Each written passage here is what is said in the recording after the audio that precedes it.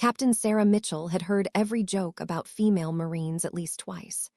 After 12 years in the Corps, the comments rolled off her back like rain off a tarp.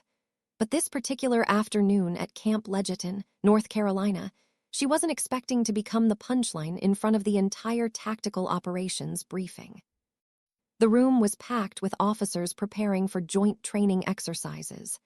Sarah sat near the back, reviewing flight maps for the helicopter squadron she commanded. She'd been flying Hueys for 8 years, had 2 tours in Afghanistan under her belt, and had earned her spot at this table the hard way. "All right, let's go over call signs," announced Major Tom Bradford, the operations officer running the meeting. He was new to the base, transferred in just 3 weeks ago from a desk job in Quantico. Sarah didn't know him well, but she'd heard he liked to run things his way. Bradford went down the roster, reading off each pilot's call sign with their assigned roles. Captain Rodriguez, call sign Razor. Lieutenant Harris, call sign Hawk. Captain Mitchell, call sign. He paused, squinting at his paper. Then he smiled. Iron Angel. Someone in the front row chuckled. Bradford's smile widened. Iron Angel, he repeated, his voice dripping with amusement. That's a new one. Sounds like something from a romance novel. What's next, Captain? Are you going to rescue us with your angelic powers? The room erupted in scattered laughter. Sarah felt her jaw tighten, but she kept her face neutral. This wasn't her first rodeo. The call sign was given to me by my squadron, sir, she said evenly. It stuck after a mission in Helmand Province. Bradford waved his hand dismissively. I'm sure it's a touching story, but let's be real here. Iron Angel, for helicopter ops, sounds more like a marketing campaign than a tactical call sign. He looked around the room, playing to his audience. Maybe we should get you some wings with sparkles, Captain. Really lean into the theme. More laughter, louder this time. Even some officers who should have known better were grinning. Sarah's co-pilot, Lieutenant Danny Chen, shifted uncomfortably in his seat beside her. He'd flown with Sarah for 2 years and knew exactly how she'd earned that call sign. His face was red with anger, but Sarah caught his eye and gave a slight shake of her head. Don't, she mouthed. With all due respect, Major, Sarah said, her voice calm but firm. The call sign has operational significance. Perhaps we could continue with the briefing. Bradford's smile faded slightly. He didn't like being redirected, especially not by a captain. Of course, Captain Mitchell, just trying to lighten the mood. No offense intended. None taken, sir. But that wasn't entirely true. Sarah had been in the Marines long enough to know the difference between good-natured ribbing and something else. Bradford's tone had an edge to it, a dismissiveness that went beyond joking. She'd seen it before in men who thought women didn't belong in combat roles, who believed the Corps was being weakened by political correctness. The briefing continued, but Sarah could feel eyes on her throughout the room. Some sympathetic, some curious, some still amused. She focused on her notes, keeping her expression professional. She'd learned long ago that the worst thing she could do was show that something bothered her. After the meeting, several pilots approached her in the hallway. Hey, Captain, don't let Bradford get to you, said Captain Mike Rossi, a veteran transport pilot. Guy's been behind a desk so long, he's forgotten what it's like out there. I'm fine, Mike, thanks. That was garbage, Danny said once they were alone in the corridor. Complete garbage. You should file a complaint. Sarah shook her head. And say what? That my feelings got hurt by a joke? That's not how this works, Danny.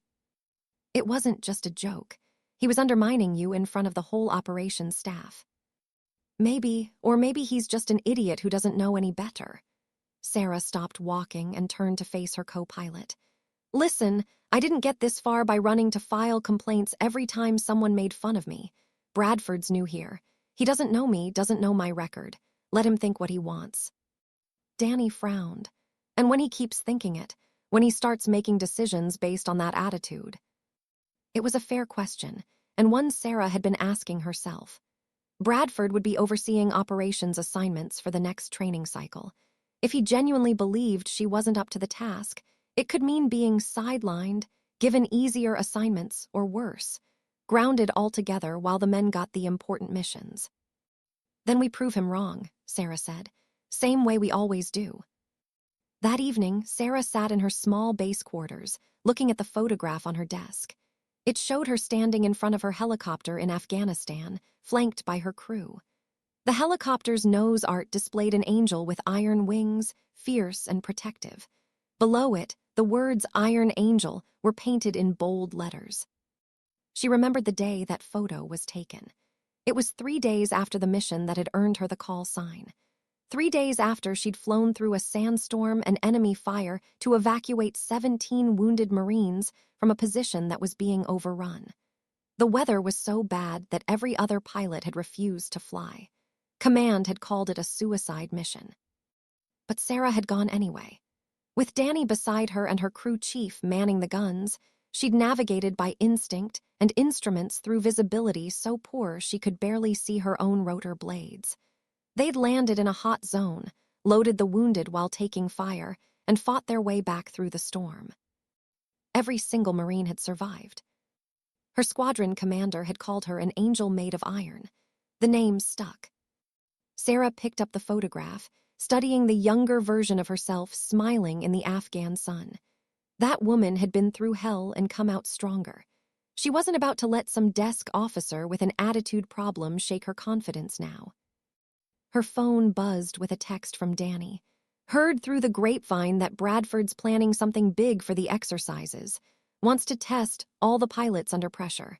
Thought you should know." Sarah typed back, "Thanks for the heads up. I'm ready for whatever he's got." She set down the phone and looked at the photograph one more time before turning off the light. Tomorrow, she'd face whatever test Bradford had planned. And just like always, she'd prove exactly why they called her Iron Angel. The morning sun was barely up when Sarah arrived at the flight line. The air was cool and damp, typical for coastal North Carolina in early spring. She did her pre-flight inspection carefully, running her hands along the Huey's frame, checking every rivet and panel.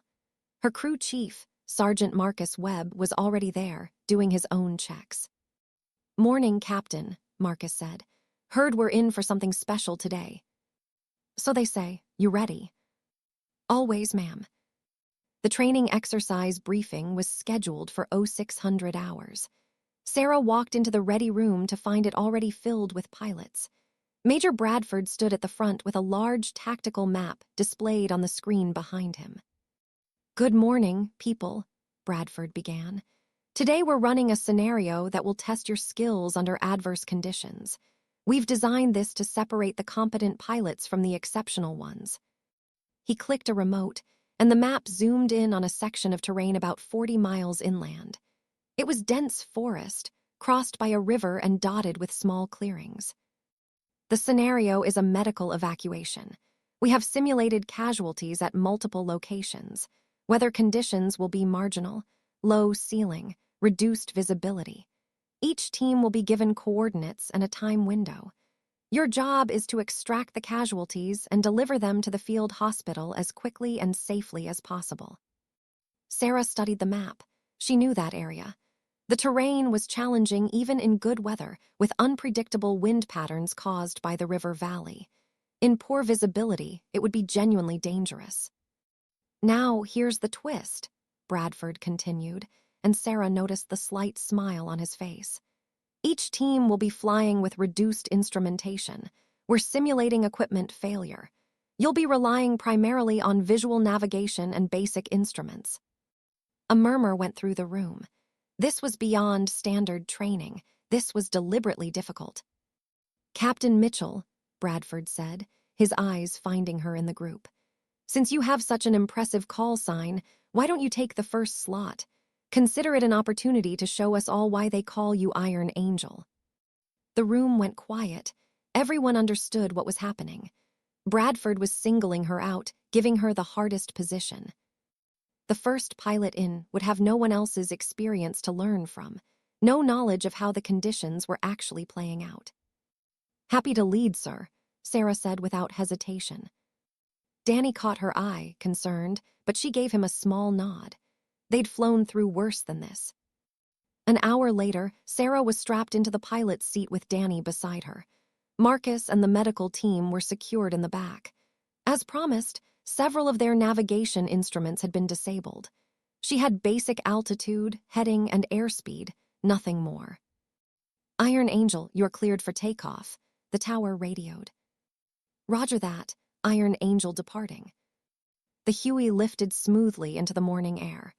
As they gained altitude, Sarah could see the cloud cover that had moved in overnight. The ceiling was low, maybe 800 feet, and visibility was dropping as they headed inland. "Just like old times," Danny said over the intercom. "Except nobody's shooting at us." "Yet." Sarah smiled despite herself. Danny's dry humor had gotten them through some dark moments overseas.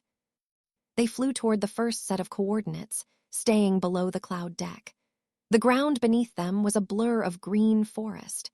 Sarah used the river as her primary navigation reference, following its curves and compensating for the wind that buffeted them from the northeast. "First LZ coming up," Danny called out. "Should be about 2 clicks ahead." Sarah spotted the clearing through the mist. It was smaller than she'd expected, surrounded by tall pines. She began her descent, feeling the helicopter respond to every gust of wind. "Wind's gusting pretty good," Marcus reported from the back, "coming from about 45 degrees. Sarah adjusted her approach, using the wind to her advantage. The landing was firm but controlled. The simulated casualties, actually training dummies with weight, were loaded quickly by the medical team. "All secure," Marcus called. "Roger, lifting." The takeoff was tricky.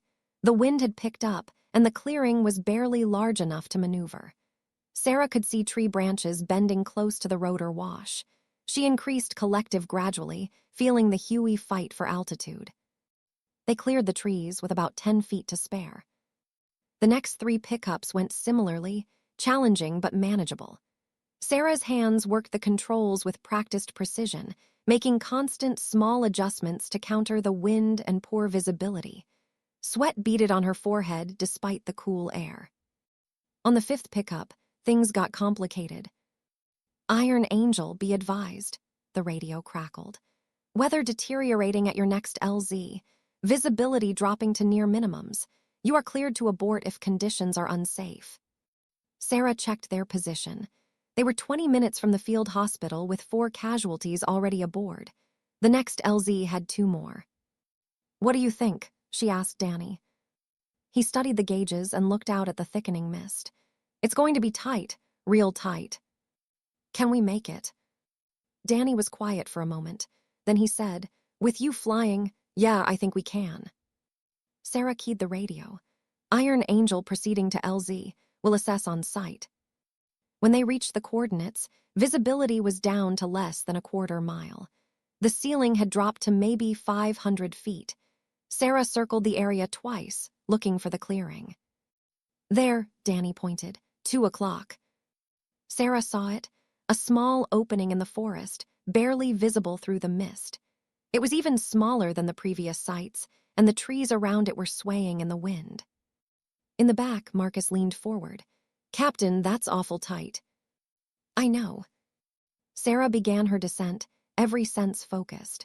The helicopter felt like an extension of her body, responding to the slightest touch. She could feel the wind trying to push them off course, could sense the proximity of the trees even when she couldn't quite see them. 50 feet, Danny called. 40, 30. The ground appeared suddenly through the mist. Sarah flared the helicopter, bleeding off forward speed. The skids touched down gently. "We're down. Load the casualties." The medical team worked fast. Sarah kept the rotors turning, ready to lift off at a moment's notice. Through the fog, she could barely see 15 feet in any direction. "Last one secure," Marcus reported. "Let's get out of here, ma'am." Sarah began to lift. The Huey rose slowly, and for a moment everything was working perfectly. Then a gust of wind hit them from the side, stronger than any before. The helicopter yawed sharply. Sarah corrected, but they were already drifting toward the trees. She could see the branches reaching toward them through the mist, could hear the change in rotor sound as they came dangerously close. "Come on, baby," she whispered, increasing collective and applying pedal. The Huey responded, clawing for altitude. The wind buffeted them again, but Sarah was ready this time. She used the gust, letting it help push them up and over the tree line. They cleared with maybe 5 feet to spare. "Holy," Danny breathed. Sarah didn't respond. Her hands were locked on the controls, her entire focus on getting them safely to the field hospital. The flight took another 15 minutes, navigating through the soup by compass and instinct. When they finally landed at the field hospital, Sarah's hands were shaking slightly as she powered down the rotors. The medical team unloaded the casualties, while Danny completed the shutdown checklist. Marcus came forward and put a hand on Sarah's shoulder. "That was some of the finest flying I've ever seen, Captain." "Just doing the job, Sergeant." "No, ma'am, that was more than the job, that was." He paused, searching for words. "That was why they gave you that call sign." Back at the briefing room an hour later, all the pilots had completed their runs. Several had aborted due to weather.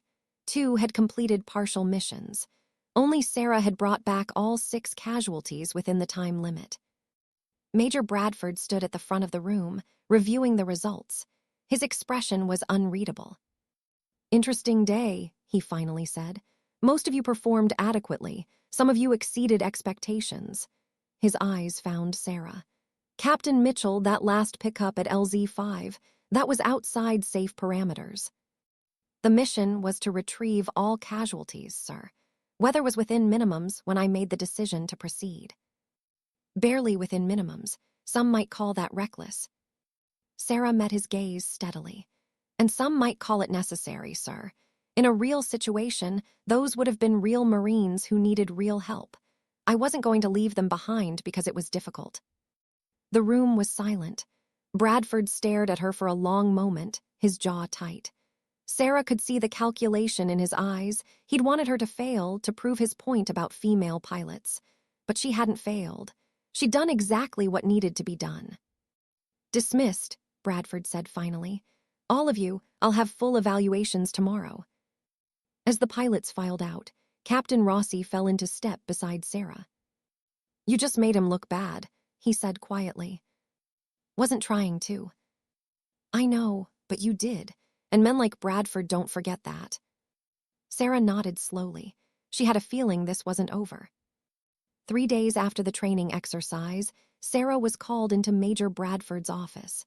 The email had been terse. "Captain Mitchell, report to my office at 1400 hours. Bring your training records from the past 6 months." Sarah gathered the requested files, a growing unease settling in her stomach. This wasn't standard procedure. Training reviews were typically done in group settings, not private meetings. Lieutenant Chen offered to come with her, but she declined. Whatever Bradford wanted, she'd face it head-on. The major's office was on the 2nd floor of the operations building. Sarah knocked precisely at 2 p.m. "Come in." Bradford sat behind his desk, another officer beside him, Lieutenant Colonel Patricia Hayes, the base legal officer. Sarah's unease deepened into alarm. Legal didn't get involved unless something serious was happening. "Captain Mitchell, please sit," Bradford said, gesturing to the chair facing his desk. Sarah sat, placing her files on her lap. She kept her posture straight, her expression neutral. "Do you know why you're here?" Bradford asked. "No, sir." "Captain, several concerns have been raised about your conduct during last week's training exercise." Bradford opened a folder on his desk. "Specifically, your decision to proceed with the final casualty evacuation despite weather conditions that exceeded safe operational parameters." Sarah's jaw tightened. "Sir, I already addressed this. Conditions were within minimums when I made the decision to proceed." "Your interpretation of within minimums seems generous," Bradford said. "I've reviewed the weather data. Visibility was marginal at best, deteriorating rapidly." "A reasonable pilot would have aborted." "A reasonable pilot would have completed the mission, sir, which I did, successfully." Lieutenant Colonel Hayes spoke for the first time, her voice calm and professional. "Captain Mitchell, we're not questioning whether you completed the mission. We're examining whether you violated safety protocols in doing so." Sarah felt her pulse quicken. This was more serious than she'd thought. Safety violations could mean grounding, could derail her entire career. With respect, Colonel, I followed all established protocols. Every decision I made was within my authority as pilot in command. Bradford leaned forward.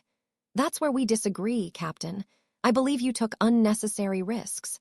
Risks that, in a training environment, were completely unjustified. They were training dummies, sir. But we were supposed to treat the scenario as real. In a real situation, I would have made the same call. And that's exactly the problem. Bradford's voice hardened. You're treating this like you're still in Afghanistan, Captain, but you're not. You're here, training other pilots, and you need to set an example of proper judgment, not cowboy heroics. The word cowboy stung. Sarah had heard it before, usually applied to male pilots who took risks. But when a woman did the same thing, the criticism carried an extra edge, an implication that she was trying to prove something, that she was overcompensating. I respectfully disagree with that characterization, sir. Bradford pulled out another document. Let me read you something, Captain. This is from Sergeant Webb's debrief. He states, and I quote, "The final approach was extremely dangerous. We nearly clipped the trees on liftoff." Does that sound like safe flying to you? Sarah's heart sank. Marcus had said those things. She thought about his words after the flight, his praise. But she also knew that debriefs were supposed to be honest, factual. Marcus had told the truth. It had been dangerous. She couldn't fault him for that. It was challenging, sir, but danger is inherent in what we do. The question is whether the risk was justified.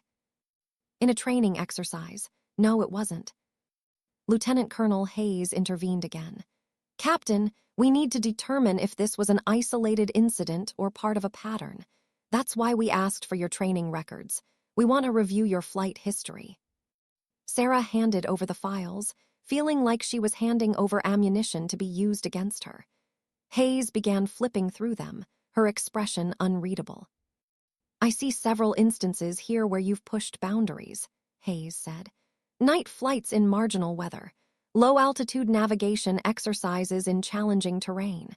Some instructors have noted that you take on the most difficult assignments. I volunteer for them, yes, ma'am, because I'm qualified and experienced. Or because you feel you have something to prove, Bradford suggested. There it was, the accusation she'd been waiting for. Sarah felt anger flare in her chest, but she kept her voice level. Sir, I have nothing to prove. My record speaks for itself. 2 combat tour, over 1,500 flight hours, multiple commendations. I take difficult assignments because that's what good officers do. We lead from the front. Or you take them because you're a female pilot in a male-dominated field, and you think you need to be better than everyone else to be taken seriously, Bradford said. The room went silent. Lieutenant Colonel Hayes looked uncomfortable. Even Bradford seemed to realize he'd gone too far. Sarah took a slow breath. Sir, my gender has nothing to do with how I fly or the decisions I make. Doesn't it? Look at your call sign, Iron Angel. It's almost like you're trying to create some kind of mythology around yourself. I didn't create my call sign. My squadron gave it to me based on a mission where I saved 17 lives. If you think that's mythology, I suggest you read the after-action reports from Helmand Province. Bradford's face reddened. Watch your tone, Captain. Yes, sir. Hayes closed the files. I think we need to take a break here. Captain Mitchell, we're going to review these records in detail. In the meantime, you're grounded pending the outcome of this investigation. Sarah felt the floor drop out from under her. Grounded? Colonel, I haven't violated any regulations. It's precautionary, Hayes said, though her tone suggested she wasn't entirely comfortable with the decision. Until we complete our review. How long will that take? As long as necessary, Bradford said. You're dismissed, Captain. Sarah stood, her legs feeling wooden. She saluted and turned to leave, her mind racing. This was worse than she'd imagined. Being grounded meant she couldn't fly, couldn't do her job, couldn't lead her squadron. It meant sitting on the sidelines while someone else took over. She walked out of the building in a daze. Outside, Danny was waiting, leaning against the wall.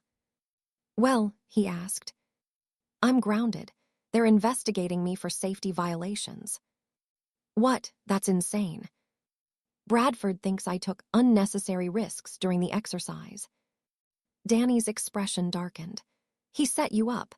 That whole exercise was designed to make you fail, and when you didn't, he found another way to nail you. Sarah wanted to argue, but she knew Danny was right. Bradford had been looking for a reason to sideline her from the beginning.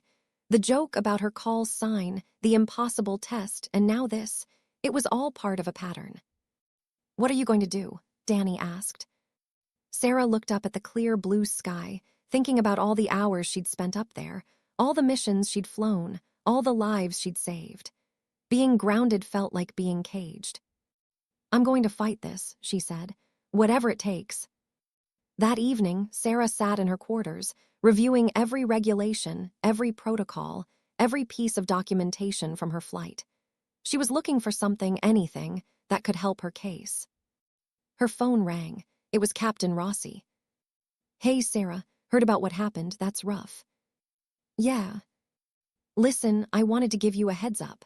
Bradford's been asking around about you, talking to other pilots, trying to find people who'll say you're reckless. Sarah's grip tightened on the phone. Has he found anyone? Not yet. Most guys respect the hell out of you, but... Rossi hesitated. But what? There are a couple of junior officers who might be willing to say what he wants to hear. Guys who are looking to move up, who think Bradford's going to be their ticket. I see. I'm sorry, Sarah. I just thought you should know what you're up against. After she hung up, Sarah sat in the darkness, feeling the weight of the situation settle over her. This wasn't just about one training flight. Bradford was building a case, gathering allies, trying to construct a narrative that she was dangerous, reckless, unfit to fly. 2 weeks into her grounding, Sarah felt like she was going crazy. She'd gone from flying nearly every day to being stuck behind a desk, doing paperwork and watching her squadron operate without her. Major Bradford had assigned Captain Jim Norton to take over her flight duties, a competent pilot, but one who lacked combat experience. The investigation dragged on. Lieutenant Colonel Hayes had interviewed her twice more, asking detailed questions about every flight decision she'd made in the past year. Sarah answered honestly, explaining her reasoning, providing documentation. But she could see the doubt in Hayes's eyes. Bradford's narrative was taking hold. On a Friday afternoon, Sarah was in her office when Danny burst in, his face flushed with excitement. You need to see this, he said, holding up his phone. What is it? Remember how Bradford had helmet cameras recording during the training exercise, for review purposes. Yeah, so I filed a Freedom of Information request for all the footage. Just got it. And Sarah, Danny's expression was grim. Bradford edited what he showed Hayes. The clips he used in his report don't tell the whole story. Sarah felt her pulse quicken. Show me. Danny pulled up the video on the office computer. It showed Sarah's approach to the final landing zone, the one Bradford claimed was reckless. But this was the complete, unedited version. Sarah watched herself navigate through the poor visibility, saw the careful, controlled descent, the precise management of the wind. Yes, it was challenging. Yes, it was dangerous. But it was also textbook flying, exactly what the situation required. Now watch this, Danny said, pulling up another file. This is what Bradford submitted in his report. The second video was the same footage, but edited.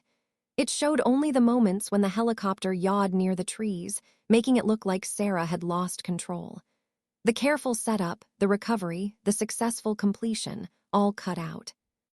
He deliberately made it look worse than it was, Sarah said, her voice tight with anger. There's more. Danny pulled up a third video. This is from Lieutenant Travis Marsh's camera. He flew the same route 2 hours after you, in better weather. The video showed Marsh approaching a landing zone. But unlike Sarah, Marsh misjudged the wind. His helicopter drifted sideways, the skid clipping a tree branch. The impact was minor, but Marsh had to abort the landing and circle around for a second attempt. Where's this in Bradford's report? Sarah asked, though she already knew the answer. It's not. Bradford never mentioned it. Marsh completed his mission, got commended for his performance, but his actual flying was more dangerous than yours. Sarah sat back, her mind working. This was evidence of bias, of manipulation. Bradford had taken her successful flight and turned it into a liability while ignoring actual mistakes by male pilots. "We need to take this to Hayes," Sarah said. "Already sent it to her, and I CC'd the base commander." Sarah looked at Danny, surprised. "You went over Bradford's head." "Damn right I did. This is wrong, Sarah. What he's doing to you is wrong." Over the next 3 days, Sarah waited anxiously for a response. She heard through the grapevine that Bradford had been called into the base commander's office, that Hayes was reviewing all the training footage, that an external investigator was being brought in. Then, on Monday morning, Sarah received an email from Colonel James Parker, the base commander, asking her to come to his office immediately. Colonel Parker was a career Marine, 56 years old with a weathered face and sharp eyes that missed nothing. He'd been at Camp Lejeune for 2 years and had a reputation for being fair but tough. When Sarah entered his office, she found not just Parker but Lieutenant Colonel Hayes, and surprisingly, a woman she didn't recognize. A tall, gray-haired woman in a general's uniform. "Captain Mitchell," Parker said. "This is Brigadier General Linda Reeves. She's here from Marine Corps headquarters to review this situation." Sarah saluted, her heart pounding. A general getting involved meant this had escalated far beyond a simple training dispute. "At ease, Captain," General Reeves said. Her voice was calm but carried authority. "I've been reviewing the materials Lieutenant Chen provided, along with the original investigation files. I have some questions for you." For the next hour, General Reeves questioned Sarah about her career, her training philosophy, her decision-making process. Unlike the previous interviews, these questions felt different, not accusatory, but genuinely interested in understanding. Sarah answered honestly, explaining how her combat experience had shaped her approach to flying, how she balanced safety with mission requirements, why she believed in pushing capabilities within defined limits. Finally, General Reeves sat back. "Captain Mitchell, I want to share something with you. 25 years ago, I was a helicopter pilot, one of the first women in combat aviation, and I had an experience very similar to yours." Sarah looked up, surprised.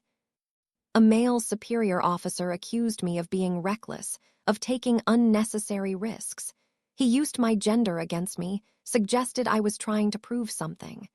General Reeves's expression hardened. He was wrong then, and Major Bradford is wrong now. Relief flooded through Sarah, so intense she felt dizzy. "The footage Lieutenant Chen uncovered shows clear evidence of selective reporting," General Reeves continued. "Major Bradford edited video evidence to support a predetermined conclusion. That's not just wrong. It's a violation of integrity that goes to the heart of what we stand for as Marines." Colonel Parker spoke up. "Captain Mitchell, effective immediately, you are reinstated to full flight status. The investigation against you is closed with no findings of wrongdoing." Sarah felt tears prick her eyes but blinked them back. "Thank you, sir." "As for Major Bradford," General Reeves said, her voice cold, "he's being relieved of his position here and reassigned pending his own investigation. What he did was unacceptable." After the meeting, Sarah walked out of the building into the bright sunlight. Danny was waiting outside, along with several pilots from her squadron. "Well," Danny asked. "I'm reinstated. Bradford's gone." A cheer went up from the group. Marcus Webb stepped forward and saluted. "Welcome back, Captain. We missed you." "Missed you too, Sergeant." That afternoon, Sarah did her pre-flight inspection with hands that shook slightly from emotion rather than nerves. Her Huey sat on the tarmac, waiting.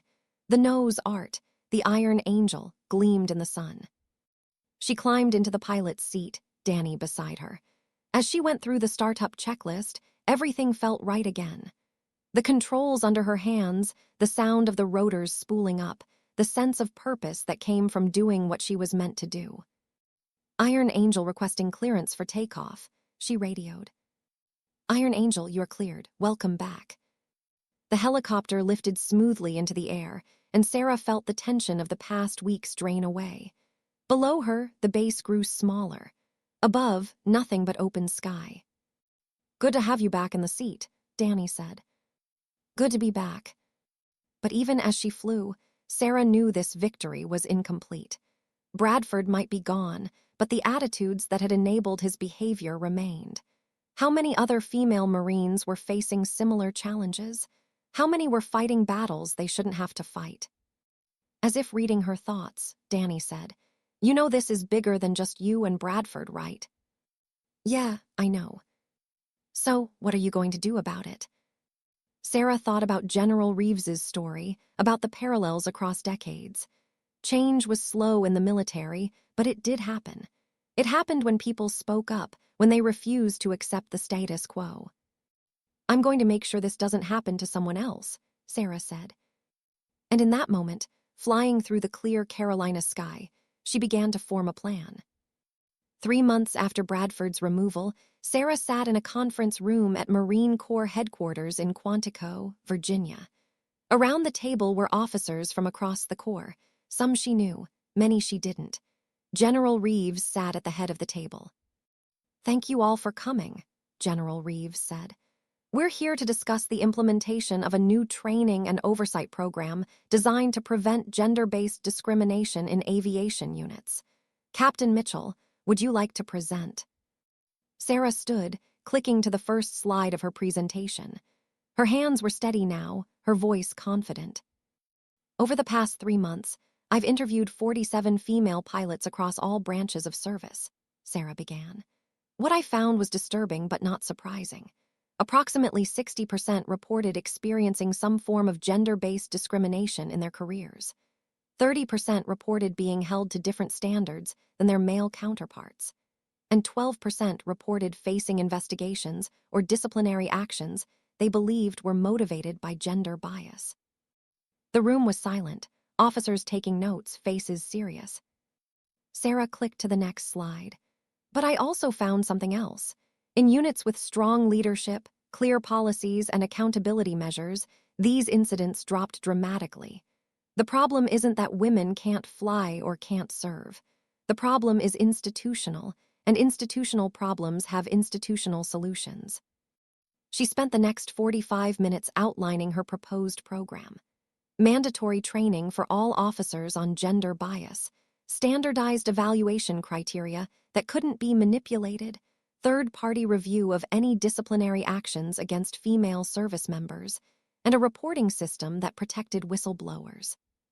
When she finished, a colonel from the other side of the table spoke up. This is comprehensive, Captain, but implementing something like this across the entire Corps, that's a massive undertaking. Yes, sir, it is, but so is training a Marine, so is running a military.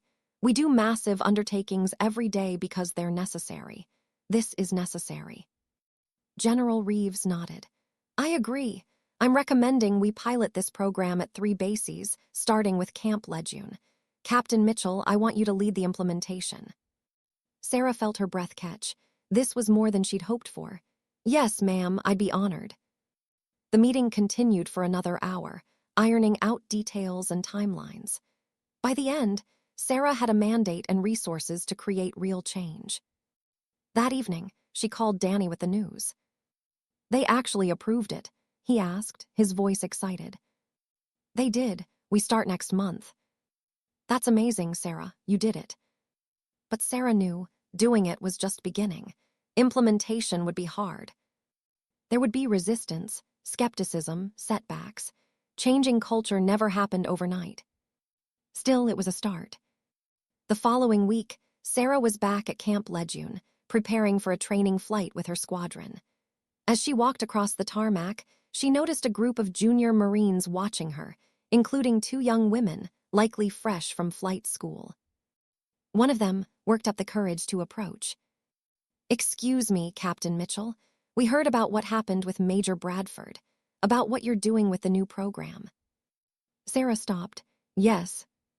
The young woman, her name tag read Martinez, straightened her shoulders. I just wanted to say thank you, ma'am. It means a lot to know that someone's fighting for us. Sarah smiled. You shouldn't have to thank me for that, Martinez. It should just be how things are. I know, ma'am, but until it is, Martinez gestured to her companion. We're glad it's you. After they left, Sarah stood for a moment, looking at her helicopter.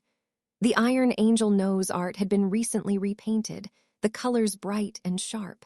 She thought about all the missions that helicopter had flown, all the lives saved, all the battles fought. But the battles weren't just in the air. They were here on the ground too, in offices and briefing rooms, in the hearts and minds of people who would shape the future of the Corps. Marcus appeared beside her, carrying her flight helmet. Ready for the flight, Captain. Yeah, let's go. They climbed aboard, and Sarah ran through her pre-flight checklist. Everything was in order. Danny settled into the co-pilot seat, giving her a thumbs up. Iron Angel requesting clearance for takeoff, Sarah radioed. Iron Angel, you're cleared. Skis are all yours. The helicopter lifted into the afternoon air, smooth and powerful. Sarah banked toward the training area, the ocean visible in the distance, the base spreading out below. In the back, Marcus was conducting his own checks. Over the intercom, he said, You know, Captain, I've been thinking about that call sign, Iron Angel. What about it? Bradford thought it was funny, thought it made you seem soft or something, but he had it backward. How so? Angels aren't soft. They're warriors, protectors. They fight for what's right even when it's hard. And iron? Well, iron is what you forge in fire. It's what remains when everything else burns away. Sarah felt emotion tighten her throat. That's pretty poetic for a crew chief, Marcus. I have my moments, ma'am. They flew for 2 hours, running training exercises with the squadron. New pilots practiced formation flying while Sarah coached them over the radio. It was routine work, but essential. Every exercise, every hour of training, built the skills that would save lives when it mattered. As the sun began to set, painting the sky in shades of orange and purple, Sarah brought her helicopter back to base. The landing was smooth, practiced, perfect. After shutdown, Sarah walked toward the ready room for debrief. Halfway there, she was intercepted by a Marine she didn't recognize, a young captain with an uncertain expression. Captain Mitchell, I'm Tom Bradford, Major Bradford's son. Sarah stopped, surprised. She could see the resemblance, the same jaw, the same eyes.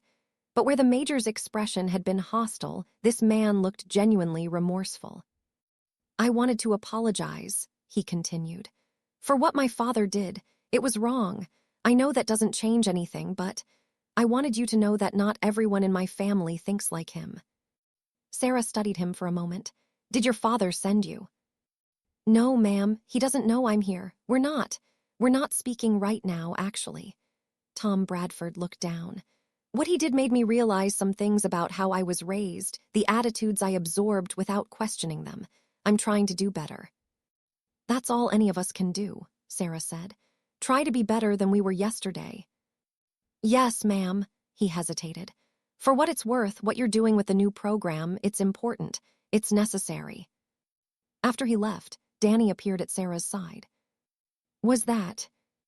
Bradford's son came to apologize. Wow, didn't see that coming. Me either. They walked together toward the ready room, where the squadron was gathering for debrief. Through the windows, Sarah could see her pilots laughing, talking, reviewing their flights. Young men and women, all of them dedicated to something bigger than themselves. Lieutenant Martinez was among them, listening intently to an older pilot's advice. In a few years, Martinez might be in Sarah's position, leading her own squadron, making her own difficult decisions. And maybe, if Sarah did her job right, Martinez wouldn't have to fight the same battles Sarah had fought. You thinking about the future? Danny asked. Yeah, thinking about how we make it better. One flight at a time. One flight at a time. That night, Sarah sat in her quarters, writing the first official report for the new discrimination prevention program. It was detailed work, requiring careful attention to policy language and implementation steps.